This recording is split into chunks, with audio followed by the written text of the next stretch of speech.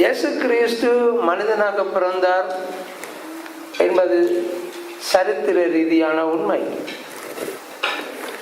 இயேசு கிறிஸ்து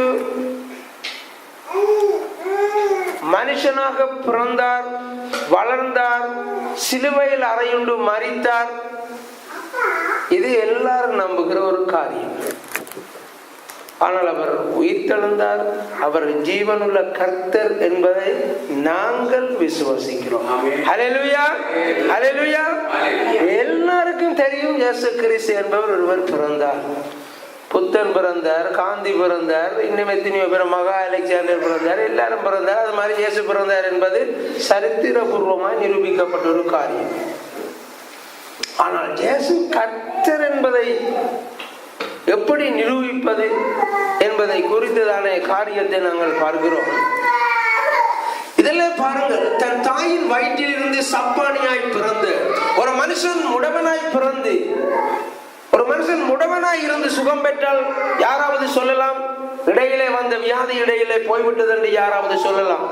ஆனால் அந்த ஊருக்கே தெரியும், தன் தாயின் வயிற்றிலிருந்து சப்பானியாய் பிறந்த ஒருவனை கொண்டு வந்து தேவாலயத்திலே கொண்டு வந்து பிச்சை எடுப்பதற்காக கொண்டு இருந்துகிறதை நாங்கள் பார்க்கிறோம். தேவனுடைய சமூகத்திலே ஒரு உயர்ந்த சிந்தனை, உயர்ந்த நோக்கம் அவர்களிடத்திலே கிடையாது. இந்த மனுஷன் தேவனுடைய ஆலயத்திலே வந்து சுகம் பெற வேண்டும் என்ற நோக்கம் இல்லை அவர்களிடத்திலே. இந்த மனுஷன் தேவனிடத்திலே வந்து ஒரு ஆறுதல் பெற வேண்டும் என்ற நோக்கம் இல்லை அவர்களிடத்திலே. அவர்கள் கொண்டு வந்து வாசலிலே உட்கார வைப்பது எதற்காகவாம்? பிச்சை எடுப்பதற்காக. ஆனால் பழைய ஏற்பாட்டிலே தெளிவான ஒரு காரியம் இருக்கிறது. முடவர்கள், கூன் விழுந்தவர்கள், குருடர்கள், ஊனமுற்றவர்கள் எவருமே ஆலயத்துக்குள்ளே பிரவேசிக்க முடியாது. எவருமே ஆலயத்துக்குள்ளே பிரவேசிக்க முடியாது. ஆலய வாசல் வரைதான் பிரவேசிக்க முடியும். ஆனால் இந்த சப்பானியை கொண்டு வந்த உறவினர்கள் பிச்சை எடுப்பதற்காக கொண்டு வந்து வைக்கிறதை நாங்கள் பார்க்கிறோம். நம்முடைய பேதுருவும் யோவானும், அப்போஸ்தலர்களாகிய பேதுருவும் யோவானும் அங்கே வரும்பொழுது அவன் வளமையாக எல்லாரிடத்திலும் எதிர்பார்ப்பதை போலத்தான் எதிர்பார்க்கிறதை நாங்கள் பார்க்கிறோம். என்ன எதிர்பார்க்கிறானாம்? ஏதாகிலும் கிடைக்கும் என்றுதான் அவன் எதிர்பார்க்கிறதை நாங்கள் பார்க்கிறோம். ஒரு பிச்சை கிடைக்கும் என்று சொல்லித்தான் அவன் எதிர்பார்க்கிறதை பார்க்கிறோம். அவனுடைய சிந்தனை, அவனுடைய நோக்கம், அவனுடைய எதிர்பார்ப்பெல்லாம் ஒரு எல்லையோடு தான் அங்கே காணப்படுகிறது. ஏனென்று சொன்னால் இயற்கையாகவே அவன் ஆலயத்துக்குள்ளே செல்ல முடியாது. அதனால் அவனுடைய சிந்தனை எல்லாம் எல்லையுடன் தான் காணப்படுகிறது. ஏதாவது ஒரு பிச்சை கிடைக்கும் என்பதுதான் அவனுடைய சிந்தனை. எங்களுடைய கர்த்தர் நினைப்பதற்கும் வேண்டுவதற்கும் மேலாய் கொடுக்கிறவர். ஆமென், ஆமென், ஆமென். நம்முடைய சொலுத்தூர் பட்டணத்தில் இந்த சபையை கர்த்தர் ஏற்படுத்தி இருக்கிறார். நம்முடைய ஜெபங்களை கேட்டு நம்முடைய விண்ணப்பங்களை கேட்பார் என்று சொன்னால் நாங்கள் நினைப்பதற்கு மேலாக அவர் செய்ய வல்லமை உள்ளவர் என்பதற்காக அவருக்கு கரங்களை தட்டி நாங்கள் மகிமையை கொடுப்போம். ஆமென். நாங்கள் இந்த சேர்ச்சை கொண்டு கர்த்தர் என்ன செய்ய வேண்டும் என்று நினைக்கிறோமோ அதற்கு மேலாக செய்ய வல்லமை உள்ளவர் நம்முடைய கர்த்தர். ஹல்லேலூயா, ஆமென். இந்த முடவனுடைய சிந்தனை ஒரு மட்டுப்படுத்தப்பட்டிருக்கிறது. ஒரு பிச்சை கிடைக்கும் என்பதுதான் அவருடைய எதிர்பார்ப்பு. ஆனால் அப்போஸ்தலர்கள் பேதுருவும் யோவானுடைய உள்ளத்திலே தெளிவாக காணப்படுகிற ஒரு காரியம், அவனுக்கு பிச்சை கொடுப்பதிலும் விட ஒரு பெரிய ஒரு ஆசீர்வாதமான காரியத்தையே செய்துவிட அவர்களால் முடியுமாய் இருந்தது. காரணம், அவர்களுக்குள்ளே இயேசு இருந்தது. இயேசுவை பற்றிய தெளிவான விசுவாசம். இந்த கரங்களை தட்டி நாங்கள் மகிமைப்படுத்துவோம். ஆமென், ஆமென், ஆமென். இயேசுவை பற்றிய தெளிவான விசுவாசம் காணப்பட்டது. இயேசுவின் நாமத்தை குறித்ததான தெளிவான விசுவாசம் அங்கே காணப்பட்டது. அதனாலே அங்கே அவர்கள் சொல்லுகிறார்கள், நசரேயனாகிய இயேசு கிறிஸ்துவின் நாமத்தினாலே எழுந்து நட என்று சொல்லி. ஹல்லேலூயா.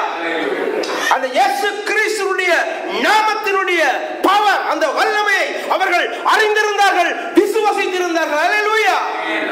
நாங்கள் தேவனுடைய பிள்ளைகளாய் இருக்கிறோம். நாங்களும் அப்போஸ்தலர்கள், நாங்களும் தீர்க்கதரிசிகள், நாங்களும் ஊழியக்காரர்கள், நாங்களும் ஆசிரியர்கள், நாங்களும் விசுவாசிகள். இயேசு கிறிஸ்து சொல்லல ஊழியக்காரன் நாமத்தினால் அற்புதங்களை செய்வார்கள் என்று. விசுவாசிக்கிறவன் யாவரும் செய்வார்கள். கரங்களை தட்டி அவருக்கு மகிமை கொடுப்போம். ஆமென், ஆமென். விசுவாசிக்கிறவன் யாவரும் அதை செய்வார்கள். ஹல்லேலூயா, ஆமென். இயேசு கிறிஸ்து மனுஷனாக பிறந்ததை எல்லாரும் ஏற்றுக்கொள்கிறார்கள். ஆனால் இன்றைய இன்றைக்கு யாராவது சொல்லுவார்களா, சாயி பாபாவின் நாமத்தின் நிமித்தம் எழுந்து நட என்று சொல்ல முடியுமா? மகாத்மா காந்தியின் நாமத்தின் நிமித்தம் எழுந்து நட என்று சொல்ல முடியுமா? எந்த கடவுளுடைய தெய்வங்களுடைய நாமத்தின் நிமித்தம் எழுந்து நட என்று சொல்ல முடியுமா? முடியாது. இயேசுவின் நாமத்தினாலே கூடும். கைகளை தட்டி கர்த்தருக்கு மகிமை கொடுப்போம். ஹல்லேலூயா. ஆமென். அதனால்தான் இயேசு கிறிஸ்து கர்த்தராய் இருக்கிறார். ஆமென். அதை அப்படித்தான் நாங்கள் நிரூபிக்க முடியும். அவர் சொல்லி இருக்கிறார், என் நாமத்திலே அல்லாமல் பரலோக பிதாவோட தொடர்பு கொள்ள முடியாது. என் நாமத்தினால் எதை கேட்பீர்களோ அதை பெற்றுக் கொள்வீர்கள். ஆமென். இயேசு கிறிஸ்து கர்த்தர். இயேசு கிறிஸ்து கர்த்தர். அவருடைய காரியத்தை சுமந்து கொண்டிருக்கிறது சபை. ஹல்லேலூயா. ஆமென். கட்டாயம், நிச்சயம் பெரிய காரியங்களை அவர் செய்ய வேண்டும். ஆமென். ஒரு சகோதரன், நேற்று நாங்கள் ஒரு சகோதரனை சந்தித்து காரில் ஏற்றி கொண்டு போனோம் ஒரு ஊழியத்துக்கு. அப்பொழுது அந்த சகோதரன் இடத்தில் புலம்பிக் கொண்டிருந்த கதை, 1 வருஷமாக நான் சுவிஸுக்கு வந்து நான் ஒரு பெரிய சர்ச் ஒன்றில் இருக்கிறேன். பரிசுத்த ஆவியானவர் உள்ளத்திலே பேசிக் கொண்டிருக்கிறார். எங்கேயாவது போய் ஒரு சின்ன சின்ன ஊழியங்களையாவது செய்யட, யாருடையாவது சேர்ந்து செய்யண்டு. நான் அந்த பெரிய சர்ச் பாஸ்டர்கிட்ட கதைச்சேன். அவங்க வந்தாங்க, சந்திச்சாங்க, மற்ற முறை சந்திக்கிறோம்டாங்க. எத்தனையோ 4 மாதத்துக்கு பிறகு வந்தாங்க, திருப்பியும் போய் சந்தித்தேன். அவர் சொன்னார், இப்போதைக்கு எந்த விதமான ஐடியாவும் இல்லை என்று சொல்லி இருந்தார். கவலைப்பட்டார். நான் சொன்னேன், இப்பொழுது ஆரம்பத்திலே புதிதாக திறக்கிற சபைகளுக்கு போங்க, அங்கே போனால் பாட்டு படிக்கலாம், வர்ஷிப் நடத்தலாம். நீங்கள் வளர்ச்சி அடைந்தால் உங்களோட வளர்ச்சியை பார்த்து பிரசங்கம் பண்ண விடுவாங்க. ஆமென். அந்த சகோதரனுடைய பாஸ்டர் இலங்கையில் இருக்கிறார். அந்த பாஸ்டருக்கு 95 வயசு. இப்பவும் மோட்டர் சைக்கிளில் ஓடுகிறாராம். ஒவ்வொரு நாளும் இவரிடத்து அவர்கிட்ட தான் நான் ஆலோசனை கேட்பேன். ஆமென். அந்த சகோதரனை நாங்கள் சொல்லத்தினுக்கு கூட்டி ஏறதுக்கு தீர்மானிச்சிருக்கிறோம். அவர் வருவர். அவருடைய நேற்று நாங்கள் கூட்டிக் கொண்டு போன இடத்துல அவர் செய்த ஜெபத்தை பார்த்து அந்த சேர்ச்சாக்க சொன்னாங்க, அவர் இந்த இடத்துல எங்களுடைய சேர்ச்சில் வந்தால் ஜெபங்கள் செய்யலாம், வர்ஷிப் பண்ணலாம் என்று சொன்னாங்க. நாங்கள் இங்கேயும் கூட்டிக் கொண்டு வருவோம். ஆமென். ஆமென். இயேசுவின் நாமத்தினாலே எல்லாம் செய்ய முடியும். இயேசுவின் நாமத்துக்கு யாராவது ஏதாவது செய்ய விரும்பினா விடுவோம். ஆமென். அவங்க செய்யட்டும். ஹல்லேலூயா. ஹல்லேலூயா. இயேசுவின் நாமத்துக்கு மகிமை உண்டாகட்டும். ஆமென். இன்னைக்கு நான் ஒருவனை பார்த்து எழுந்து நட என்று சொல்லி நடக்க முடியாட்டில் இன்னொரு மதத்தை செய்யட்டும், விடுவோம். ஹல்லேலூயா. ஆமென். இன்னொரு மதத்தை செய்யட்டும். வாழ்நாள் முழுக்க சப்பானியா ஒருவரை வைத்திருக்க வேண்டாம். ஹல்லேலூயா. என்னால முடியலைன்னா இன்னொரு வந்து சொல்லப்பா, எழுந்து நட என்று சொல்லட்டும், விடுங்க. ஆமென். அப்படியான ஒரு நல்ல ஒரு மனநிலைமை இந்த சபையில இருக்கிறது. எல்லாரும் வளர வேண்டும் என்று அவர் விரும்புகிறார். அதனால நல்ல வாய்ப்பு. இயேசுவின் நாமத்துக்கே மகிமை உண்டாகும். ஆமென். ஜெர்மன்ல இருக்கிற அங்களே எத்தனை நேரம் நாங்கள் கலைச்சு பிடிச்சு கொண்டிருக்கிறோம், பிரசங்கம் பண்ணுங்க, பிரசங்கம் பண்ணுங்க. ஆமென். ஆமென். ஆமென். அதனால இயேசுவின் நாமம் தான் மகிமைப்படும். இந்த இடத்துல பாருங்களேன், நசரேயனாகிய இயேசு கிறிஸ்துவின் நாமத்தினாலே இரண்டு கையில ஆழமான காரியங்களை நாங்கள் பார்க்க போகிறோம். கீழே 8ஆம் வசனத்திலே பார்க்கிறோம், அவன் குதித்தடைந்து நின்று நடந்தான். கடைசியா பார்த்து அவன் தேவாலயத்துக்குள் பிரவேசித்தான். ஆமென். இந்த முடவனுடைய வாழ்க்கையிலே இயேசுவின் நாமம் 2 காரியங்களை செய்தது. ஒன்று நிரந்தரமான சுகம், இரண்டாவது தேவாலயத்துக்குள்ளே பிரவேசிக்கிறதற்கான வழி, வாசல். அவர் தான் சொல்கிறார், நானே வழியும் சத்தியமும் ஜீவனும். அவருடைய நாமத்தினாலே இப்பொழுது சர்ச்சுக்குள்ளே போக அனுமதி கிடைக்கிறது. அங்கே கரங்களை தட்டி மகிமை கொடுப்போம். ஆமென். ஆமென். இயேசு கிறிஸ்து ஒவ்வொரு ஆத்துமாக்களையும் தேடி அலைகிறார். வாசற்கதவண்டை நின்று என்ன செய்கிறாராம்? தட்டுகிறார். ஹல்லேலூயா. அந்த இயேசுவை அறிவிக்க நாங்கள் போக போக போக ஆண்டவர் வழிகளை திறப்பார். முந்தின நாள் ஒரு இடத்துல நான் நல்ல ஒரு ஊழியங்களை செய்துட்டு வந்து வெள்ளிக்கிழமை விடியக்கிழமை வந்து 3:30 படுத்துட்டு திருப்பி 6 மணிக்கு நாங்கள் எல்லாம் வச்சு எழும்பி சுமார் 200 கிலோமீட்டர் கார் ஓடி போய் ஒரு கூட்டத்தை நடத்திட்டு வந்தோம்.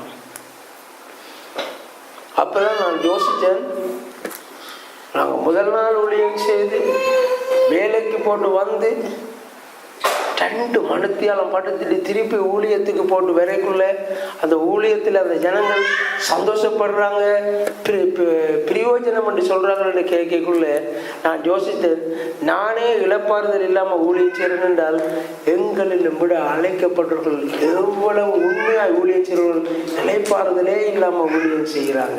சந்தோஷப்பட்டேன். 2 மணித்தியாலம் நித்திரையோட 200 கிலோமீட்டர் கார் ஓடுறதுனா யோசிச்சு பாருங்க, நேற்று சினோ கொட்டை ஓடுறதுனா யோசிச்சு பாருங்க எப்படி இருந்திருக்கு. நான் சந்தோஷப்பட்டேன். இன்னொரு காரியத்தை நான் சொல்ல விரும்புகிறேன். 2-3 நாளைக்கு முதல் ஒரு வீட்டில் நாங்கள் ஜெபம் பண்ணி, வீட்டில் நாங்கள் தங்கி இருக்கக்குள்ள பக்கத்து வீட்டு ஒரு ஆன்டி ஒரு ஆள் வந்தாங்க. அவங்க சொன்னாங்க இவங்கள்ட்ட ஜெபம் பண்ணுங்கன்னு சொல்லி. அப்பொழுது நாங்கள் ஜெபம் பண்ணி போட்டு நான் ஒரு தீர்க்க தரிசனம் சொன்னேன். எல்லா பயத்துக்கும் கர்த்தர் எல்லா பயத்துக்கும் நீங்களாக்கி விடுவித்தார் கர்த்தர் சொல்லுகிறார். இயேசுவின் நாமத்தினாலே பயத்தின் ஆவியை போ கடிந்து கொண்டு ஜெபம் பண்ணி நாங்கள் ஜெபம் பண்ணி அனுப்பிவிட்டோம். அவங்க காணிக்கு தந்தாங்க, வேண்டாம் வேண்டாம்னு சொல்ல காணிக்கு தந்துட்டு போயிட்டாங்க. அது வேற விஷயம். அடுத்து நான் காலமை டைம் எடுத்து சொல்றாங்க, அதுதான் சாட்சி. கணவனும் மனைவியும் வாழ்ந்திருக்கிறாங்க. கணவன் மரித்து போனார். இப்பொழுது ஆரம்பிச்சம் மனைவி மாத்திரம் வீட்டிலே தங்கி இருக்கிறார். 1.5 வருஷமாக அந்த பெட்டில போய் அவ படுத்தது கிடையாது. வேலைக்கு போறா. வயசானவ ஒரு 50 வயசு இருக்கு மட்டும் நினைக்கிறேன். 50 நிமிடம் கூட தெரியாது. சோஃபாவில் தானே இத்தனை 1.5 வருஷமா கணவன் மரிச்ச பிறகு படுக்கிறதா. பையன் அறைக்குள்ள போய் பெட்டில படுக்க. ஆனா நீங்க ஜெபம் பண்ணினா பிறகு இவ்வளவு நாளும் எத்தனையோ ஊழியக்காரத்துல ஜெபம் பண்ணி, ஆனா இன்றைக்கு தான் நான் வந்து நிம்மதியா பெட்டு படுத்தேன். ஆமென் ஆமென். காரணம் இயேசுவின் நாமத்தினாலே பயத்தின் ஆவியே போ. ஹல்லேலூயா. கரங்களை தட்டி மகிமை கொடுப்போம். ஆமென். இயேசுவின் நாமம், இயேசுவின் நாமம் எல்லா காரியங்களையும் இந்த பூமியிலே நடத்த வல்லமை உள்ளது. ஆமென். அதனால் அவர் கர்த்தர். ஆமென் ஆமென். அவர் கர்த்தர். தேவனாலே கூடும். இந்த இடத்துல பாருங்களேன், 2 காரியங்கள். அவனுக்கு சுகம் கிடைத்தது, ஆலயத்துக்குள்ளே செல்ல அனுமதி கிடைத்தது. ஆமென். இன்றைக்கும் எங்களை தேடி எவ்வளவு பாவியா இருந்தாலும் அதே பாவத்தோடு அணைத்து எங்களை மனம் மாற்ற வைத்து பரிசுத்தமானாய் நீதிமானாய் அவர் மாற்றுகிறார். ஆமென். அந்த கிருபையினால் தான் இன்றைக்கு நாங்களும் சேர்ச்சிக்குள்ளே இருக்கிறோம். ஹல்லேலூயா. பழைய ஏற்பாட்டு முறை என்றால் எங்களை கல்லறிந்து கொண்டிருப்பார்கள். ஹல்லேலூயா ஹல்லேலூயா. ஆண்டவருடைய கிருபை, இயேசுவின் நாமம் எங்கேயும் எப்பொழுதும் மகிமைப்பட வேண்டும். மறந்து விடாதீர்கள். இந்த சபை அதை செய்ய வேண்டும். அடுத்தது நாங்கள் பார்ப்போம். அடுத்தது கீழே பார்ப்போம். அடுத்தது எடுத்து வாசிங்க. யோவான் 1:44 இருந்து வாசிங்க. யோவான் 1:44. இந்த இடத்துல பாருங்களேன். யோவான் 1:44 வாசிங்க. யோவான் 1:44. ஓகே.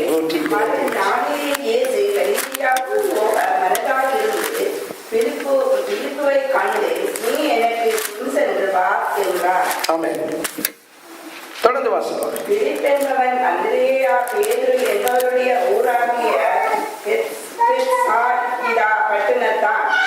பாருங்களேன், பிலிப்பு, அந்திரேயா, பேதுரு 3 பேரும் பெத்சாயிதா பட்டணத்தான். நாங்கள் ஒரே ஊராக்கள் சேர்ந்தால் என்னென்ன கதைப்போம்? நிறைய கதைப்போம். அந்த ஊராக்கள் இப்படி, இந்த ஊராக்கள் இப்படி, என்னென்ன சாதாரணமாக கேட்கிற ஒரே ஊராக்கள் கண்டால் தெரியுமா அவங்கள எப்படியா நாக்கள் தெரியுமா? அட இவங்க ஊர்ல அப்படியடா, அப்படிதானே நார்மல். இவங்க கதைக்கிறாங்க. பெத்சாயிதா பட்டணத்தாக்கள் எல்லாம் ஒன்று சேர்ந்துட்டாங்க. வாசிப்போம் தொடர்ந்து. கண்டு நியாயப்பிரமாணத்திலே மோசேயும் தீர்க்கதரிசிகளும் எழுதியிருக்கிறதை கண்டோ. ஆமென். அவர் யோசேப்பின் குமாரனும் நாசரேத்தூரானாகிய இயேசுவே என்றார்.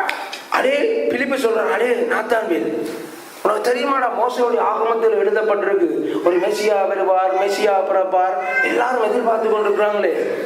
அந்த மனுஷனை கண்டோம். ஆறாது கடந்த ஜன்னல் கதவு கதிர கட்டில் மேசி எல்லாம் செய்வர யோசேப்பு, ஓ அவற்ற மகன் அப்படியா நடக்குது. இவங்க ஒரே ஊராக்கள் சேர்ந்து கதைக்கிறாங்க. பிலிப்பு சொல்றான், டேய் அவரோட அந்த மெசியா நாத்தான் மேலால நம்ப முடியல. வாசிப்பம் தொடர்ந்து.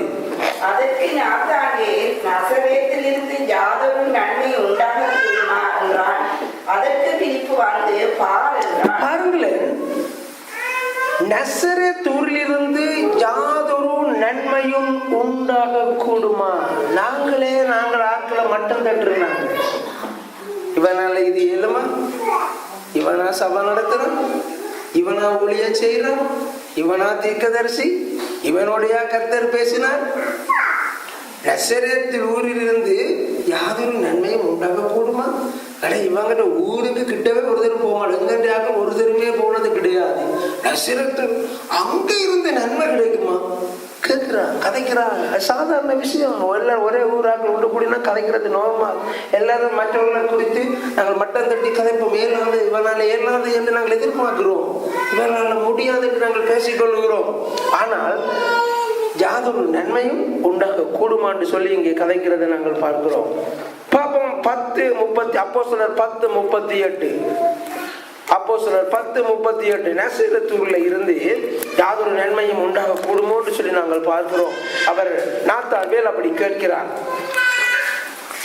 அப்போஸ்தலர் 10:38 என்ன சொல்கிறது?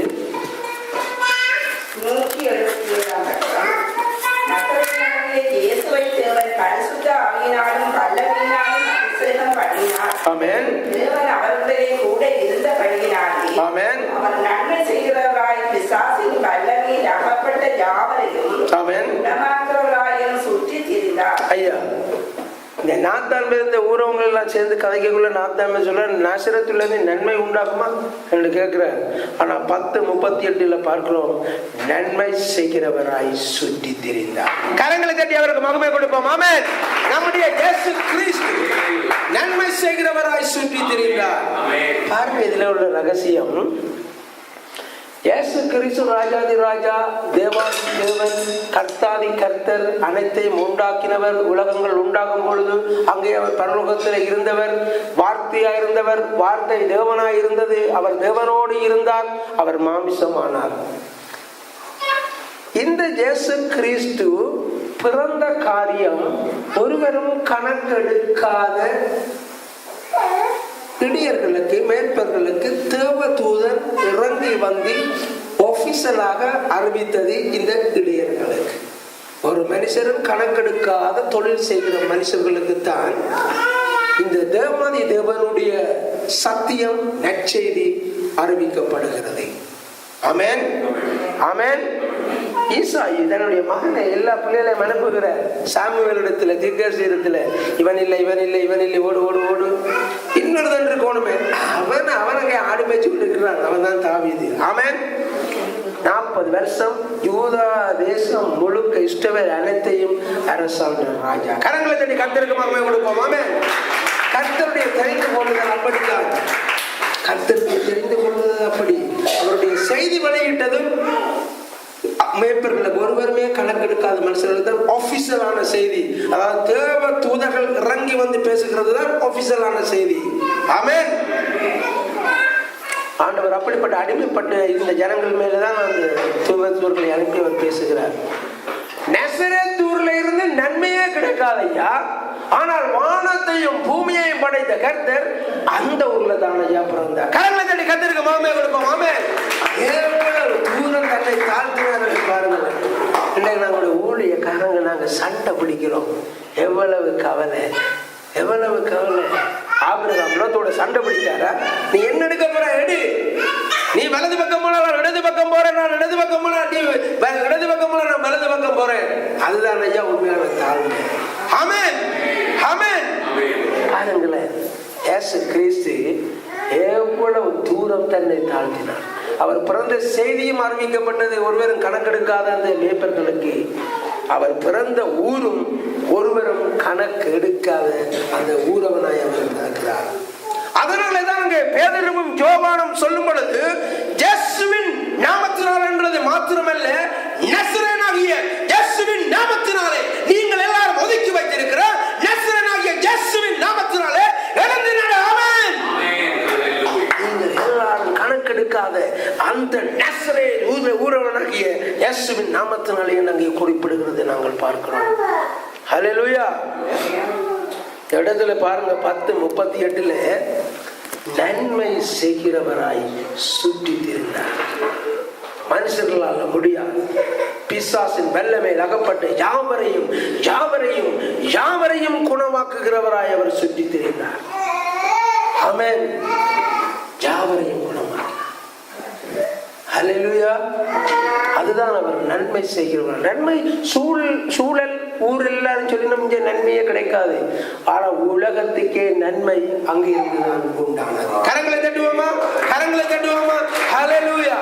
இன்றைக்கும் நசரேயனாகிய இயேசுவின் நாமம் என்று சொன்னால் உலகத்திற்கே நன்மை. ஹல்லேலூயா. நாங்கள் ஒருவரையும் ஒதுக்கக்கூடாது, ஒருவரையும் புறந்தள்ளக்கூடாது. இவரால் முடியாது என்று நாங்கள் தீர்மானிக்க கூடாது. ஹல்லேலூயா, ஹல்லேலூயா. நாங்கள் அதைத்தான் தீர்மானிக்கிறோம். ஆனால் கர்த்தருடைய காரியம் அப்படி அல்ல. அப்போஸ்தலர் 4:9 ஏசாயா 9:6 எல்லாருக்கும் தெரியும். நாங்கள் அதை பார்ப்போம். இயேசு கிறிஸ்துவின் நாமம் ஏன் அப்படி வல்லமை உள்ளது என்பதை ஒரு விசை பார்த்து நாங்கள் தொடர்ந்து போவோம். நமக்கு ஒரு பாடல் பிறந்தார். ஆமென். நமக்கு ஒரு குமாரன் கொடுக்கப்பட்டார். ஆமென். கர்த்தத்துவம் அவர் தோளின் மேல் இருக்கும். அவர் நாமம் அதிசயமானவர், ஆலோசனை கர்த்தர், வல்லமை உள்ள தேவன், நித்திய பிதா, சமாதான பிரபு எனப்படும். பாருங்கள், அவருடைய நாமத்துக்குள்ள இவ்வளவும் இருக்குதா? அதிசயமானவர், ஆலோசனை கர்த்தா, வல்லமை உள்ள தேவன், நித்திய பிதா, சமாதான பிரபு. அதனாலதான் இயேசுவின் நாமம் என்று சொன்ன உடனே இவ்வளவு காரியங்களும் அற்புதங்களும் அதிசயங்களும் விடுதலையும் பாவ மன்னிப்பும் உண்டாகிறது. கரங்களை தட்டி மகமையை கொடுத்தோம். ஆமென், ஆமென். இவ்வளவு காரியங்கள் அங்கே இருக்கிறது. இயேசுவின் நாமம் என்று இனிமேல் ஒருவரும் அசால்ட்டாக அசதியாக இறந்து விடாதீங்க. ஆமென். என்ன பிரச்சனை வந்தாலும், என்ன மழை வந்தாலும், என்ன காரியம் நின்றாலும் இயேசுவின் நாமத்தினாலே நாங்கள் அதை ஜெயிப்போம். ஆமென், ஆமென். இந்த பட்டணத்தை இயேசுவின் நாமத்தினால் சுதந்தரிப்போம். கொள்ளை பொருளாக ஆண்டவர் இந்த பட்டணத்தில் உள்ள ஆத்துமாக்களை நம்முடைய சபைக்கு ஆண்டவர் தருவார். ஆமென். இயேசுவின் நாமத்தினாலே நாங்கள் சுதந்தரிப்போம். ஹல்லேலூயா. இயேசுவின் நாமம் மகிமையுள்ள நாமம். கரங்களை தட்டி மகிமையை கொடுப்போம். இயேசுவின் நாமம், இயேசுவின் நாமம் உயர்ந்தது. நாங்கள் உயர்த்துகிறோம்.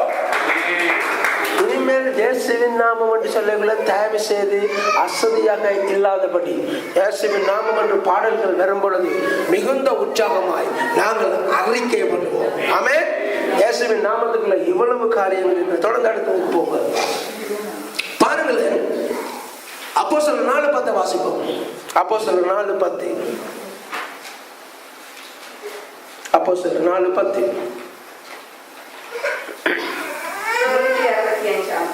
ஆமென். உங்களால் சிலுவையிலே அறையப்பட்டவரும், ஆமென், மரித்தோரிலிருந்து எழுப்பப்பட்டவருமாய் இருக்கிற நசரேயனாகிய இயேசு கிறிஸ்துவின் நாமத்தினாலே இவன் உங்களுக்கு முன்பாக சொஸ்தமாய் நிற்கிறார் என்று உங்கள் எல்லாருக்கும், இஸ்ரவேல் ஜனங்கள் எல்லாருக்கும் தெரிந்திருக்க கடவுளே. பாருங்களேன், இப்ப இந்த முடவன் சேர்ச்சில இருந்த முடவன் எழுந்து வந்து நிற்கிறான். பேதுரு சொல்லுகிறார், உங்களால் சிலுவையில் அறையப்பட்டவர், தேவனால் மரித்தோரிலிருந்து எழுப்பப்பட்டவருமாய் இருக்கிற நசரேயனாகிய இயேசு கிறிஸ்துவின் நாமத்தினால். பாருங்களேன், ரெண்டு காரியம். நசரேத்து அங்க குறிப்பிடுகிறாரே, நீங்கள் எல்லாம் புறக்கணிச்ச இடம் ஐயா. நசரேயனாகிய இயேசு கிறிஸ்துவின் நாமத்தினால். ஹல்லேலூயா. அந்த இடத்துல இயேசு கிறிஸ்து வந்தா எழுப்பினவர் இல்ல. அவர் சொல்லிட்டா என் நாமத்தின் அழகா. ஆமென். எங்களுக்கு இருக்கிற ஒரே ஒரு ஆயுதம் இயேசுவின் நாமம். ஹல்லேலூயா, ஹல்லேலூயா. 4:12 என்ன சொல்கிறதாம்? அப்போ சொல்லுங்க, அவரே அன்றி வேறொருவராலும் ரட்சிப்பு இல்லை. ஆமென். நாம் ரட்சிக்கப்படும்படிக்கு வானத்தின் கீழெங்கும் மனுஷர்களுக்குள்ளேயும் அவருடைய நாமமே அல்லாமல் வேறொரு நாமம் கட்டளையிடப்படவும் இல்லை என்றார். அவராலே அன்றி வேறொருவரால் ரட்சிப்பு இல்லை. நாம் ரட்சிக்கப்படும்படிக்கு வானத்தின் கீழெங்கும் மனுஷர்களுக்குள்ளே அவருடைய நாமமே அல்லாமல் வேறொரு நாமம் கட்டளையிடப்படவும் இல்லை. ஆமென். உங்களுடைய வேலை செஃப் எவ்வளவு கொம்பனா இருந்தால், எவ்வளவு பெரிய அதிகாரியா இருந்தாலும், எல்லாரும் பயந்து நடுக்கிறவர்களா இருந்தாலும், எங்களுக்குள்ளே எங்கள் இடத்துல இருக்கிறது இயேசுவின் நாமம். ஆமென். கரங்களை தட்டி அவருடைய நாமத்தை மகிமைப்படுத்துவோம். ஆமென். எங்களிடத்தில் கொடுக்கப்பட்டிருக்கிறது. அவரால் அல்லாமல் வேறொருவரால் முடியாது ரட்சிப்பு இல்லை. ஆமென். ஆமென். அவருடைய நாமம் கொடுக்கப்பட்டிருக்கிறது. இனிமேல் நீங்கள் எப்பொழுது எந்த வியாதி, எந்த பலவீனம், எப்படிப்பட்ட நெருக்கடிகள், எப்படிப்பட்ட தடைகள் இருந்தாலும் இயேசுவின் நாமத்தை அறிக்கை பண்ணும் பொழுது